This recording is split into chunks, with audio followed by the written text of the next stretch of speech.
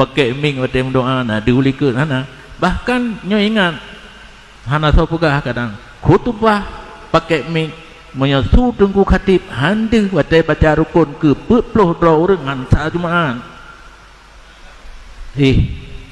Ketat lega surahnya tapi mungkin nah yang na watanya nah yang na maka tulang lom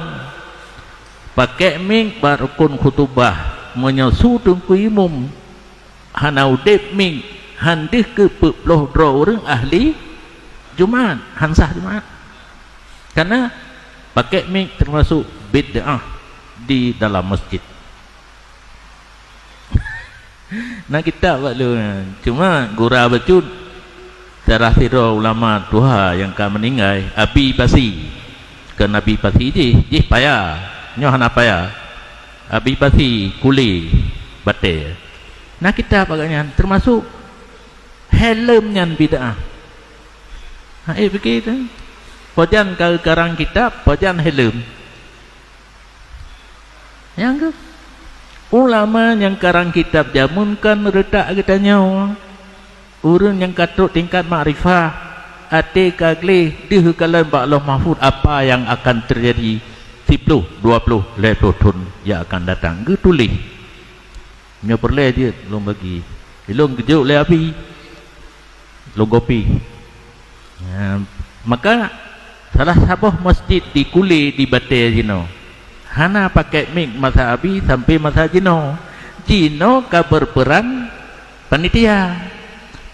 juhala kan hai panitia masjid kan pemborong ibut bele kitab alih batang kadang karena kanapeng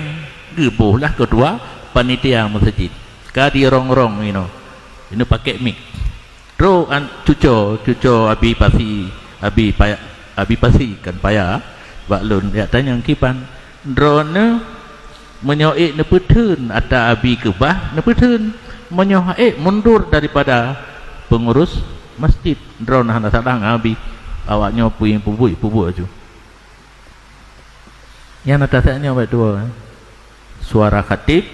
menyatakan tak pelen ming handih untuk 40 orang hansah cuma karena su melalui alat hana kira. Nah tinggal surah kalau dalam pegah tapi yang menulis dalam kitab hana mik yang na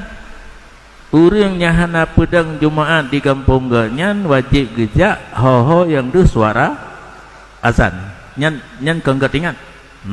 gede-gede tihinan na sedra urang di puncak bukit rumah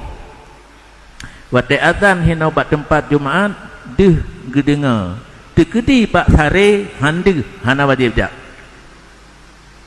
karena yang tihuno suara ime leangen karena hana mik jamun nyan suara lime leangen lang kitab tapi ke mik dino berarti kah nak muktabar tu yang di puncak bukit karena time leangen tiro urun tu laurong rumah handu mate gebang di masjid sekira pak sare dia wajib jak. Jadi apa yang terjadi di Noyan karena dalam kitab cuma hana langsung dage bayi tabung dalam kitab mahli tapi hana tabung inan yang surah saatnya suara di meli angin ini karena alat kai pegot keming tapantit berarti bunuh suara di meli angin hana mutabar urang pakai ming deh su